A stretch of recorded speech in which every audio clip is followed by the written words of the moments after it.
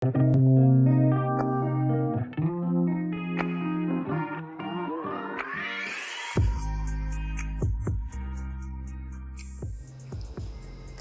ಪ್ರೀತಿಯುಳ್ಳ ದೇವಜನರೇ, ನಮ್ಮ ರಕ್ಷಕನಾದ ಯೇಸುಕ್ರಿಸ್ತನ ಮಧುರವಾದ ನಾಮದಲ್ಲಿ ವನಿತಾ ಸಮಯ ಎಂಬ ಕಾರ್ಯಕ್ರಮಕ್ಕೆ ಮತ್ತೊಮ್ಮೆ ನಿಮ್ಮೆಲ್ಲರನ್ನು ಪ್ರೀತಿಯಿಂದ ಆಹ್ವಾನಿಸುತ್ತೇನೆ.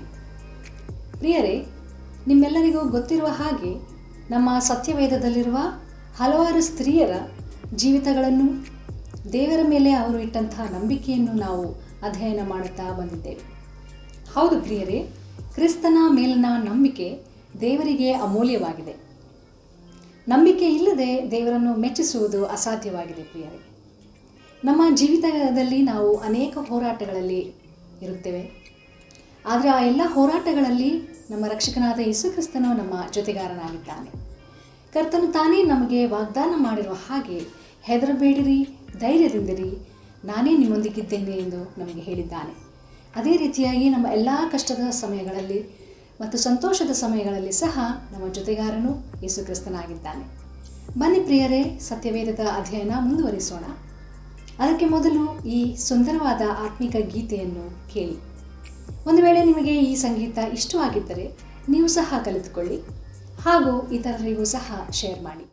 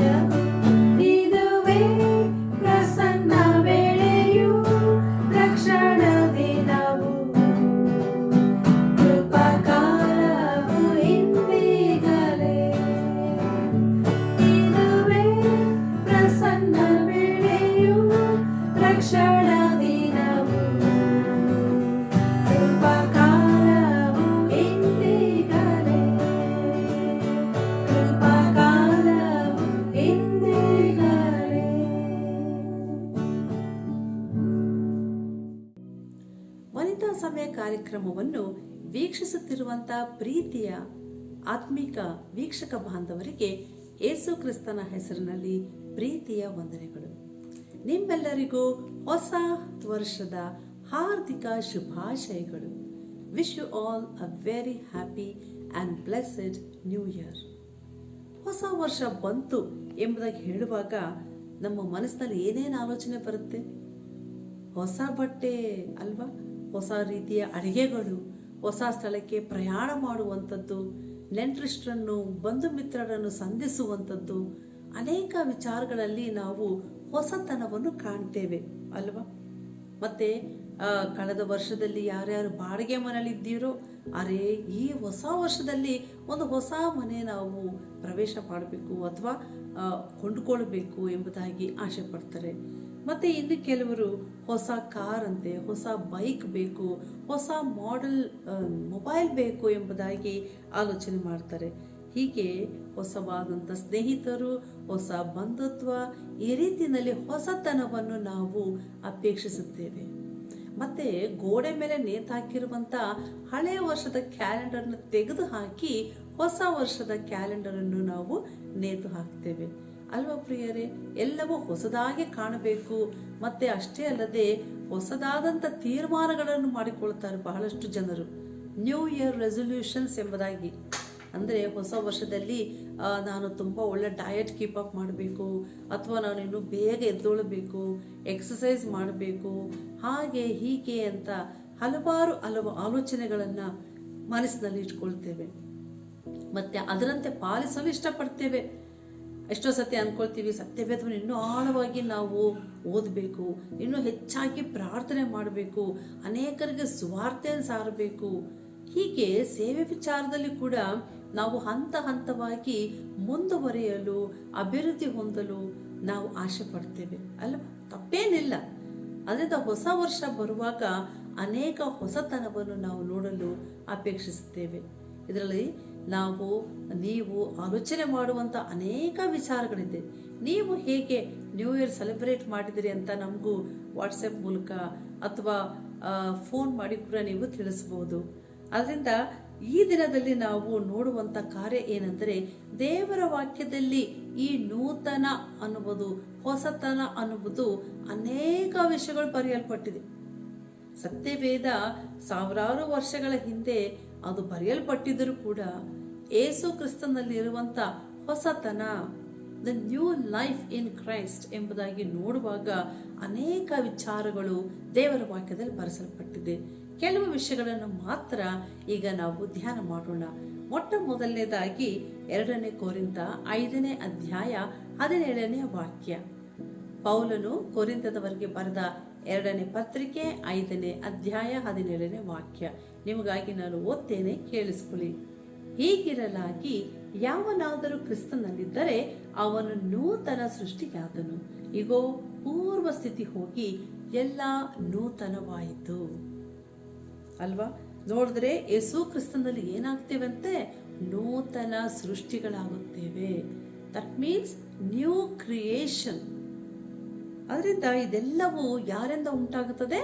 ದೇವರಿಂದ ಉಂಟಾಗುತ್ತದೆ ಎಂಬುದಾಗಿ ಸ್ಪಷ್ಟವಾಗಿ ವಾಕ್ಯದಲ್ಲಿ ಬರೆಸಲ್ಪಟ್ಟಿದೆ.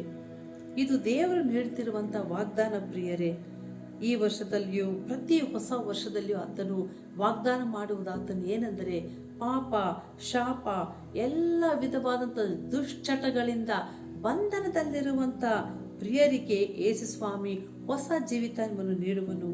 ಈ ಕಾರಣದಿಂದಾಗಿ ಯೇಸು ಕ್ರಿಸ್ತನು ಪರಲೋಕದಿಂದ ಇಳಿದು ಬಂದು ಈ ಲೋಕದಲ್ಲಿ ರಕ್ಷಕನಾಗಿ ಜನಿಸಿ ಅನೇಕ ಅದ್ಭುತಗಳನ್ನು ಮಾಡಿ ಕಲ್ವಾರಿ ಶಿಲುಬೆಯಲ್ಲಿ ತನ್ನ ಪ್ರಾಣವನ್ನು ನೀಡಿ ರಕ್ತವನ್ನು ಸುರಿಸಿ ತಾನು ಪ್ರತಿ ಒಂದು ಪಾಪದ, ಅಂದರೆ ನಮ್ಮೆಲ್ಲರ ಪಾಪ, ಈ ಲೋಕದಲ್ಲಿ ಹುಟ್ಟುವಂಥ ಪ್ರತಿ ಒಬ್ಬೊಬ್ಬ ಮನುಷ್ಯರ ಪಾಪವನ್ನು ಆತನೇನು ಮಾಡಿದರಂತೆ, ಅದನ್ನು ಆತನು ಕ್ರಯ ಸಲ್ಲಿಸಿದ್ದಾನೆ ಎಂಬುದಾಗಿ ನೋಡ್ತೇವೆ.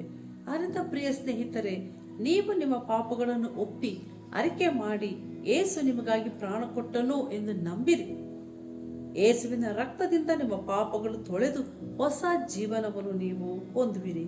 ನಿಮ್ಮ ಹೃದಯದಲ್ಲಿ ನಂಬುವಾಗ ಯೇಸು ಸ್ವಾಮಿ ನಿಮ್ಮ ಒಡೆಯನಾಗಿಯೂ ರಕ್ಷಕನಾಗಿ ಬರಲಿದ್ದಾನೆ ಪ್ರಿಯರೇ. ಆತನನ್ನು ಅಂಗೀಕರಿಸಿದರೆ ಆತನು ನಿಮ್ಮ ಹೃದಯದಲ್ಲಿ ಸದಾಕಾಲ ಬಂದು ನೆಲೆಸುವನು. ಇದೇ ಕ್ರಿಸ್ತನಲ್ಲಿ ಇರುವಂಥ ನೂತನ ಸೃಷ್ಟಿ. ಯೆಹೆಜ್ಕೇಲ 36ನೇ ಅಧ್ಯಾಯ 26ನೇ ವಚನದಲ್ಲಿ, ನಾನು ನಿಮಗೆ ಹೊಸ ಮನಸ್ಸನ್ನು ಕೊಟ್ಟು ನಿಮ್ಮಲ್ಲಿ ನೂತನ ಸ್ವಭಾವವನ್ನು ಹುಟ್ಟಿಸುವೆನು, ಕಲ್ಲಾದ ಹೃದಯವನ್ನು ನಿಮ್ಮೊಳಗಿಂದ ತೆಗೆದು ಮೃದುವಾದ ಹೃದಯವನ್ನು ನಿಮಗೆ ದಯಪಾಲಿಸುವೆನು ಎಂದು ದೇವರು ವಾಗ್ದಾನ ಮಾಡಿದ್ದಾನೆ. ಇದು ಮೊದಲನೇ ವಿಷಯ. ಎರಡನೇ ವಿಷಯ ನಾವು ನೋಡುವಾಗ ಕೀರ್ತನೆ 96 1ನೇ ವಚನ, ಸಾಮ್ 96 ವರ್ಸ್ 1, ಯೆಹೋವನಿಗೆ ಹೊಸ ಕೀರ್ತನೆಯನ್ನು ಹಾಡಿರಿ, Singh unto the Lord a new song. ಯೇಸು ಕ್ರಿಸ್ತನಲ್ಲಿ ನಾವು ರಕ್ಷಣೆ ಹೊಂದುವಾಗ, ಆತನನ್ನು ಸ್ವೀಕರಿಸಿಕೊಳ್ಳುವಾಗ, ಆತನು ನಮ್ಮ ಹೃದಯದಲ್ಲಿ ಬರುವಾಗ ಸಂತೋಷ, ಸಮಾಧಾನ ಉಕ್ಕಿ ಬರುವಂಥದ್ದು ಪ್ರಿಯರೇ. ಅದರಿಂದ ಹೊಸ ಹಾಡನ್ನು ಆತನು ಕೊಡುತ್ತಾನೆ. ಪವಿತ್ರಾತ್ಮನ ಸಹಾಯದಿಂದ ಹೊಸ ಹೊಸ ಹಾಡುಗಳನ್ನು ಅನುಭವಪೂರ್ವಕವಾಗಿ ರಚಿಸಲು ಸಾಧ್ಯ. ಅದಕ್ಕಾಗಿಯೇ ನಾವು ಕೀರ್ತನೆಗಳಲ್ಲಿ ನೋಡುವಾಗ 150 ಕೀರ್ತನೆಗಳುಂಟು. ಕೀರ್ತನೆಗಳಂದರೆ ಏನು? ಹಾಡುಗಳು. ಅದರಿಂದ ಕ್ರಿಸ್ತನಲ್ಲಿರುವಂಥವರಿಗೆ ಆತನು ಹೊಸ ಹಾಡನ್ನು ಕಲಿಸ್ತಾನೆ. This is a new song. ಮೂರನೇದಾಗಿ ಲೂಕನ ಬರೆದ ಸುವಾರ್ತೆ 22ನೇ ಅಧ್ಯಾಯ 20ನೇ ವಚನ. ಊಟವಾದ ಮೇಲೆ ಆತನು ಅದೇ ರೀತಿಯಾಗಿ ಪಾತ್ರೆಯನ್ನು ತೆಗೆದುಕೊಂಡು, ಈ ಪಾತ್ರೆಯು ನಿಮಗೋಸ್ಕರ ಸುರಿಸಲ್ಪಡುವ ನನ್ನ ರಕ್ತದಿಂದ ಸ್ಥಾಪಿತವಾಗುವ ಹೊಸ ಒಡಂಬಡಿಕೆಯನ್ನು ಸೂಚಿಸುತ್ತದೆ. It is a new covenant ಎಂಬುದಾಗಿ ನಾವು ನೋಡುತ್ತೇವೆ. ಇದು ಕೂಡ ಯೇಸು ಸ್ವಾಮಿ ಮಾಡಿದಂಥ ಅಥವಾ ಕಡೆಯ ಒಡಂಬಡಿಕೆ ಮನುಷ್ಯರೊಂದಿಗೆ ಇದೆ. ತನ್ನ ರಕ್ತದ ಮೂಲಕವಾಗಿ ಆ ಒಡಂಬಡಿಕೆಯನ್ನು ಆತನು ಸ್ಥಾಪಿಸಿದನು ಎಂಬುದಾಗಿ ನಾವು ನೋಡುತ್ತೇವೆ. ಯೇಸು ಕ್ರಿಸ್ತನು ಈ ಲೋಕದಲ್ಲಿ ಇರುವಂತ ಪ್ರತಿಯೊಬ್ಬೊಬ್ಬರ ಪಾಪಗಳಿಗಾಗಿ, ಅಂದರೆ ನಿಮ್ಮ ಪಾಪಗಳಿಗಾಗಿಯೂ ನನ್ನ ಪಾಪಗಳಿಗಾಗಿಯೂ ಯೇಸು ಸ್ವಾಮಿ ಏನ್ ಮಾಡಿದರು? ಕಲ್ವಾರಿ ಶಿಲುಬೆ ಮೇಲೆ ಪ್ರಾಣವನ್ನು ಕೊಟ್ಟು ರಕ್ತವನ್ನು ಸುರಿಸಿದರು. ಆತನ ರಕ್ತ ಪರಿಶುದ್ಧವಾದ ರಕ್ತ, ಯಾವ ದೋಷ, ಪಾಪ, ಕಲ್ಮಶಗಳು ಇಲ್ಲದಂತ ರಕ್ತವಾಗಿದೆ ಪ್ರಿಯರೇ. ಆದ್ದರಿಂದ ಆ ರಕ್ತದಿಂದ ನಮ್ಮ ಪ್ರತಿಯೊಂದು ಪಾಪವನ್ನು ನಿವಾರಿಸ್ತಾನೆ ಎಂಬುದಾಗಿ ಹೊಸ ಒಡಂಬಡಿಕೆಯನ್ನು ಆತನು ಮಾಡಿಕೊಂಡನು ಎಂಬುದಾಗಿ ನೋಡುತ್ತೇವೆ. ಆದ್ದರಿಂದ ಇನ್ನು ಮೇಲೆ ಯಾವ ಪ್ರಾಣಿಯ ರಕ್ತ, ಅಂದರೆ ಕೋಳಿ, ಕುರಿ, ಎತ್ತು, ಪಾರಿವಾಳ, ಹೀಗೆ ಯಾವ ರಕ್ತದ ಅವಶ್ಯಕತೆ ಇಲ್ಲ. ಯೇಸು ಕ್ರಿಸ್ತನು ಮಾಡಿದಂತ ಪರಿಪೂರ್ಣವಾದಂತ ಮತ್ತು ಕಡೆಯ ಯಜ್ಞ ತನ್ನ ದೇಹವನ್ನೇ ತಂದೆಯಾದ ದೇವರಿಗೆ ಅರ್ಪಿಸಿಕೊಂಡನು ಎಂಬುದಾಗಿ ನೋಡ್ತೇವೆ. ಅದರಿಂದ ಯೇಸು ಕ್ರಿಸ್ತನ ರಕ್ತವನ್ನು ನೋಡಿದರೆ ಸೈತಾನನು ಕೂಡ ಹೆದರಿ ನಡುಗುತ್ತಾನೆ. ಅದರಿಂದ that is the power of the blood of Jesus. ಈಗ ನೋಡುವಾಗ ಸೈತಾನನ ಕಾರ್ಯಗಳನ್ನು ಮುರಿದು ಬಿಡಲು ಮತ್ತು ಜಯ ಕೊಡಲು ಯೇಸು ಕ್ರಿಸ್ತನ ರಕ್ತ ಬಹಳ ಬಹಳ ಶ್ರೇಷ್ಠವಾದಂಥ ರಕ್ತ. ಇದೇ ಹೊಸ ಒಡಂಬಡಿಕೆ. ಅಂದರೆ ಯಾರ್ಯಾರು ಯೇಸು ಸ್ವಾಮಿಯನ್ನು ತನ್ನ ರಕ್ಷಕನಾಗಿಯೂ ಒಡೆಯನಾಗಿ ಸ್ವೀಕರಿಸ್ತಾರೋ ಅವರಿಗೆ ಈ ರಕ್ತದ ಶಕ್ತಿ ಕೊಡಲ್ಪಡ್ತದೆ ಪ್ರಿಯರೇ. ಅನಂತರ 4ನೇದಾಗಿ ಯೆಶಾಯನು ಬರೆದಂತ ಪ್ರವಾದನೆ ಗ್ರಂಥ 65ನೇ ಅಧ್ಯಾಯ 17ನೇ ವಾಕ್ಯ. ಇಗೋ, ನೂತನ ಆಕಾಶ ಮಂಡಲವನ್ನು ನೂತನ ಭೂಮಂಡಲವನ್ನು ಸೃಷ್ಟಿಸುವೆನು. A new heaven and a new earth. Yesu ಕ್ರಿಸ್ತನು 2023 ವರ್ಷಗಳ ಹಿಂದೆ ಈ ಲೋಕದಲ್ಲಿ ಬೆತ್ಲೆಹೇಮ್ ಎಂಬ ಸ್ಥಳದಲ್ಲಿ ಜನಿಸಿದನು. ರಕ್ಷಕನಾಗಿ ಜನಿಸಿದನು. 32 ವರ್ಷ ಸೇವೆ ಮಾಡಿ ಕರ್ತನು ಕಲ್ವಾರಿ ಶಿಲುಬೆಯಲ್ಲಿ ಕಡೆಯದಾಗಿ ಪ್ರಾಣವನ್ನು ಕೊಟ್ಟು ಸತ್ತು ಎದ್ದು ಬಂದು ಸಮಾಧಿಯಿಂದ 3ನೇ ದಿನದಲ್ಲಿ 40 ದಿನಗಳ ತನಕ ಅನೇಕರಿಗೆ ಕಾಣಿಸಿಕೊಂಡು ಪರಲೋಕ, ಅಂದರೆ ಸ್ವರ್ಗಕ್ಕೆ ಏರಿ ಹೋದನೆಂಬುದಾಗಿ ನಾವು ನೋಡ್ತೇವೆ. ಮತ್ತೆ 2ನೇ ಸಾರಿ ಯೇಸು ಸ್ವಾಮಿ ಬರಲಿದ್ದಾನೆ ಪ್ರಿಯರೇ. ಇದು ಬಹಳ ಬಹಳ ಮುಖ್ಯ. ಅಂತಹ ದಿನಗಳಲ್ಲಿ ನಾವು ಜೀವಿಸ್ತಾ ಇದ್ದೇವೆ. ಯೇಸು ಕ್ರಿಸ್ತನು ಈ ಕ್ಷಣ ಬರಬಹುದು, ನಾಳೆ ಬರಬಹುದು. ಆದ್ರೆ ನಾವು ಬಹಳ ಅಂತ್ಯ ದಿನಗಳಲ್ಲಿರುವಾಗ ಯಾವ ಕ್ಷಣವಾದರೂ ಆತನು ಬರಬಹುದು. ಆಗ ಯಾವ ರೀತಿಯಲ್ಲಿ ಬರ್ತಾ ಇದ್ದಾನೆ ಗೊತ್ತಾ? ರಾಜಾದಿ ರಾಜನಾಗಿ, ಕರ್ತನಾಗಿಯೂ ಮತ್ತು ಈ ಭೂಲೋಕಕ್ಕೆ ನ್ಯಾಯ ತೀರಿಸಲು ನ್ಯಾಯಾಧೀಶನಾಗಿ ಬರಲಿದ್ದಾನೆ ಪ್ರಿಯರೇ. ರಕ್ಷಕನಾಗಿ ಅಲ್ಲ, ಸಣ್ಣ ಮಗುವಾಗಿ ಅಲ್ಲ. ಈಗ ಬರುವಾಗ ದೇವದೂತ ಗಣಗಳೊಡನೆ ಮೇಘದಲ್ಲಿ ಆತನು ಬರುವಾತನಾಗಿದ್ದಾನೆ. ಅನಂತರ ಏನಾಗುತ್ತದೆ ಅಂದ್ರೆ, ನಾವು ಜೀವಿಸ್ತಿರುವಂತ ಈ ಪ್ರಪಂಚ, ಈ ಭೂಮಿ, ಮತ್ತೆ ನಾವು ನೋಡ್ತಿರುವಂತ ಈ ಆಕಾಶ ಎಲ್ಲವೂ ಕೂಡ ಹೊಸದಾಗಿ ಪುನಃ ನಿರ್ಮಿಸಲ್ಪಡ್ತದೆ. ಯಾಕೆಂದ್ರೆ ಈ ಭೂಮಿಯಲ್ಲಿ ಇನ್ನೂ ಪಾಪ, ಶಾಪ ಇರುವುದರಿಂದ ಅದನ್ನೆಲ್ಲ ತೆಗೆದು ಹಾಕಿ ಪರಿಪೂರ್ಣವಾಗಿ ನೂತನ ಆಕಾಶ, ನೂತನ ಭೂಮಂಡಲವನ್ನು ದೇವರು ಸೃಷ್ಟಿ ಮಾಡಲಿರುವನು ಪ್ರಿಯರೇ. So that is the 4th point. 5ನೇದಾಗಿ ನಾವು ನೋಡುವಾಗ ಪ್ರಕಟಣೆ ಪುಸ್ತಕ 2ನೇ ಅಧ್ಯಾಯ 17ನೇ ವಾಕ್ಯ.